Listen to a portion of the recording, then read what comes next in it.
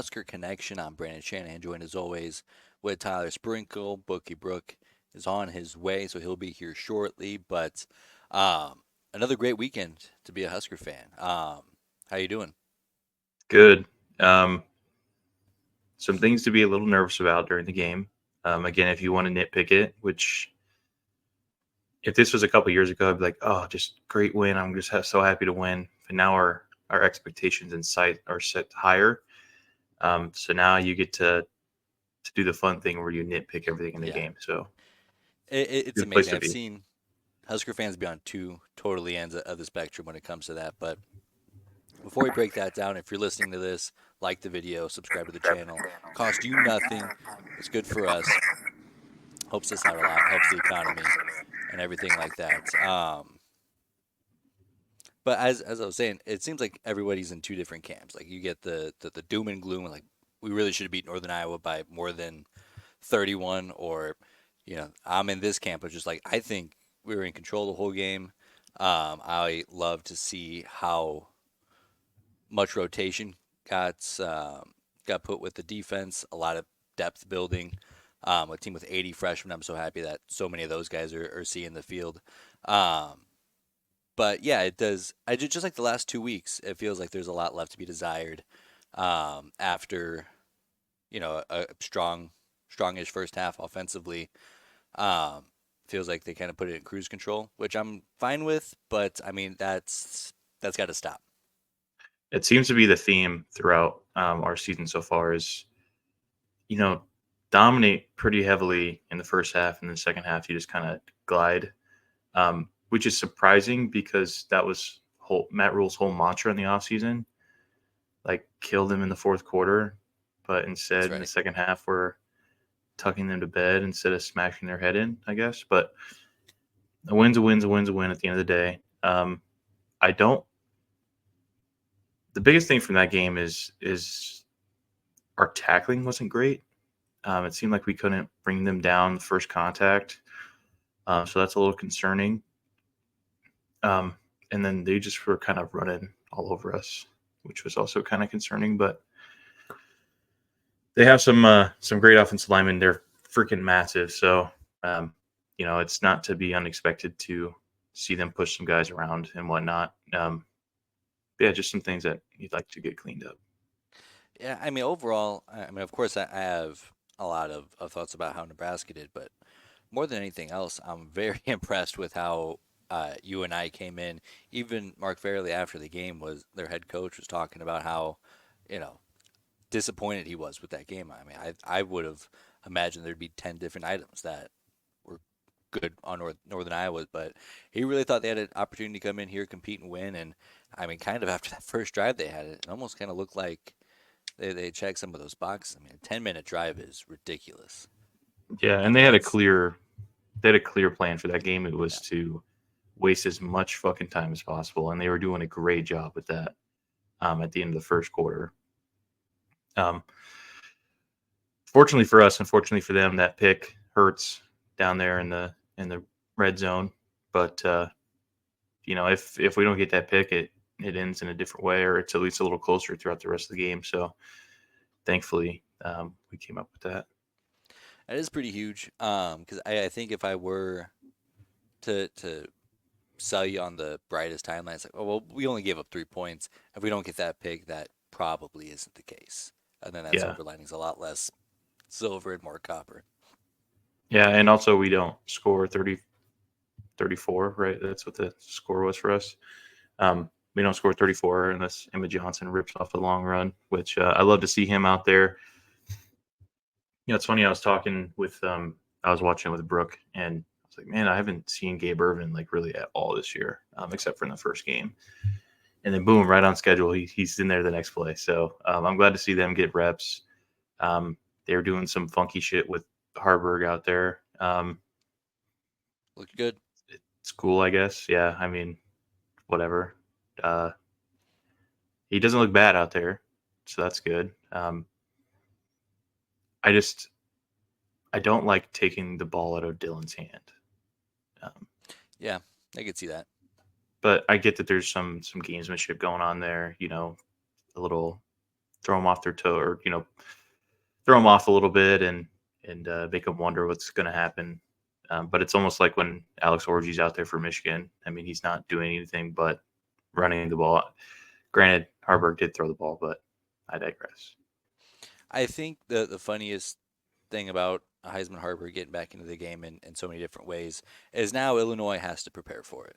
Now Illinois has to dedicate reps to figure out what the hell we're looking for when he's on the field. Because typically when you have someone like Harburg on the field with Dylan, it's like, oh, they're running like a wildcat thing. He's just gonna Mhm. direct snap it, maybe a zone read. Oh no, now he's a pass catcher. Now he's, a thrower that we trust enough to throw a couple of passes to. So that to me is funny enough to make it worthwhile. Um, One thing that's been interesting this whole off season, or not this whole off season, this whole non-conference slate, which is another reason why I'm so like not freaked out that we're not achieving a whole lot in the second half, is it seems like there's a real intent to do two things. One, build depth, especially defensively. Nash and Ty Robinson, outside that Colorado game, haven't played a whole lot from beginning to end. And then it seems like they're really trying to figure out what they have offensively in a way that's very experimental. We saw them throw a certain package out there for Carter Nelson. We've seen what they like to do with Ja'Cory Barney and now Jalen Lloyd. Because I going into the season, I kind of figured it would be like Jamal Banks and Nair, and then a gap between them, and then Barney and Lloyd would be kind of your speed burners, um, and kind of your alternate path, and Carter Nelson would get some reps. But it seems like Jamal Banks and Nair haven't been a huge part of the game plan, which I'm very okay seeing if that's something that picks back up. Like, we know what we have with these guys. Let's see what we can do with these younger guys that we haven't seen on the field. Yeah, and I think it is. At least I hope it's a lot of just misdirection going into Big Ten play. Like, let's not show our hand too much before we actually get to the big games. I hope that's the case. I hope that it's just they're not doing the things well on the field to get open. Um, but I love that you have those two guys there at all times because they're very reliable. You can count on them to come up with the big catches or get open when they need to. Um, I do also think it's weird that Dylan Raiola throws his first pick and then Patrick Mahomes has to go out and throw two.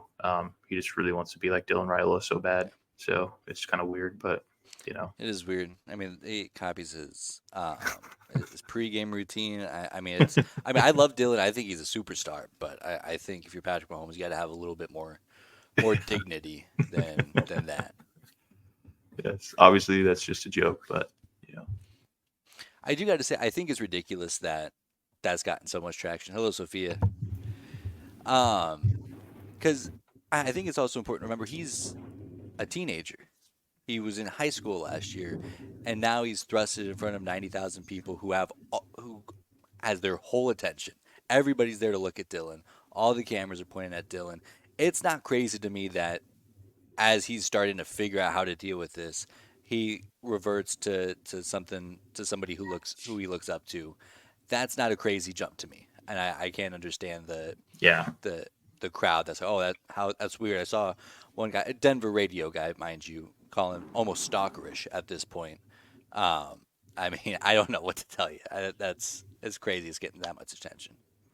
yeah. I mean, it's going to be a story throughout the whole season until Dylan finds his own style, the way that he wants to play. Um, but yeah, I'll say it until I'm blue in the face. Like, if you want to, model your game after anybody, it's gonna good to That's be plenty fine. him.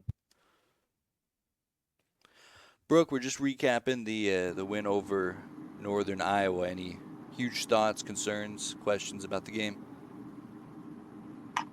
I mean, letting Northern Iowa be that physical against us is pretty tough.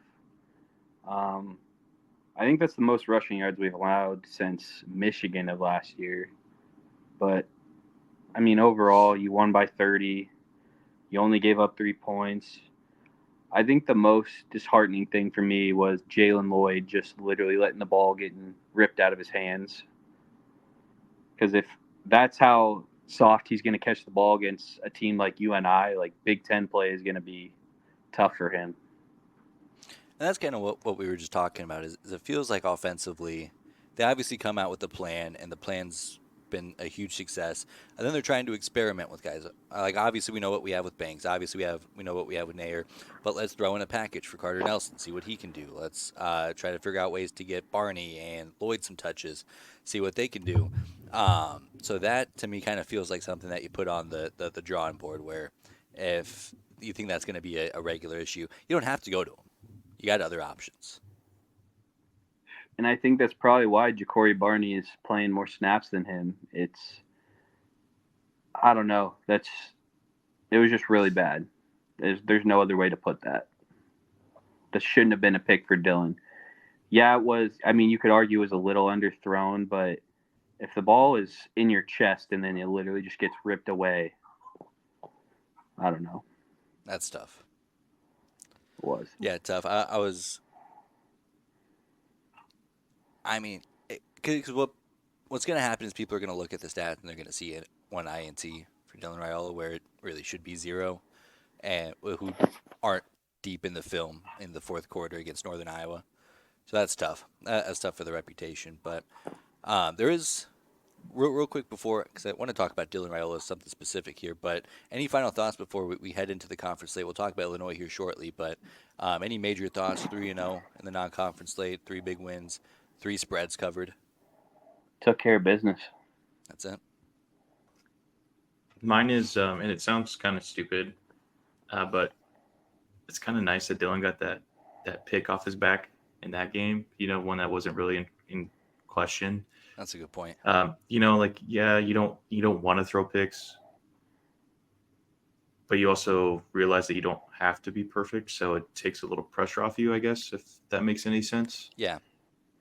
So I guess that's a good light in a bad spot.